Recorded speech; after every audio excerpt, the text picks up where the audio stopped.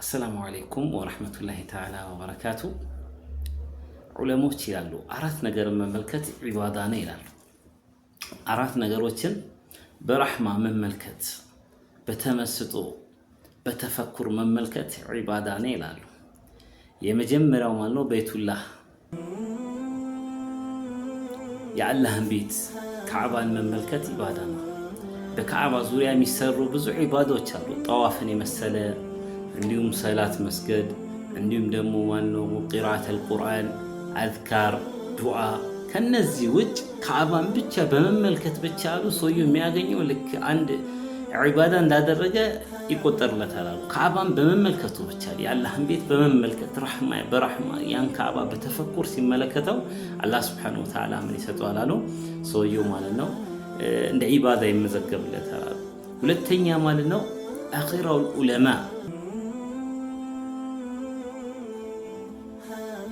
የአኺራ ዑለሞችን መመልከት፣ ስታያቸው ቀብር የምታስታውስ፣ ስታያቸው አኺራ፣ ስታያቸው ዙሁድ እንድታስታውስ የሚያደርጉ፣ ስታያቸው የዱንያን ጭላጭነት፣ የዱንያን ተራ፣ የዱንያን ረካሽነት እንድታስታውስ የሚያደርጉ ዑለሞችን መመልከት ዒባዳ ነው። አኺሩ ሰማን ላይ ዑለሞች አንድ በአንድ ይሄዳሉ። እኛ በሀገራችን ብንመለከት በዚህ 2 ዓመት ታላላቅ አኺራውል ዑለማ ብዙ ሸኝተናል።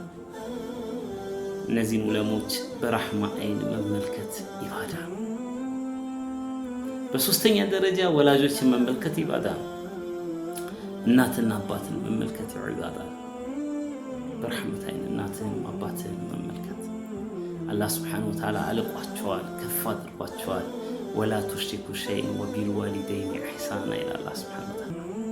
እኔ ላይ እንዳታጋሩ ካለ በኋላ ወቢልዋሊደይኒ ኢሕሳና ለነሱ ደግሞ መልካም ነው።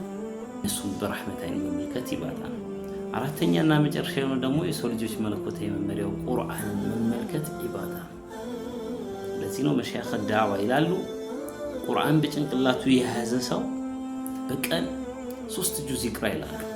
ከቁርአን ጋር ያለ ሪሌሽን በጣም በቃ ጥብቅ መሆን አለበት። ለምን? ለእያንዳንዱ የህይወታችን መስመር ቁርአን መፍትሄ ስለሆነ።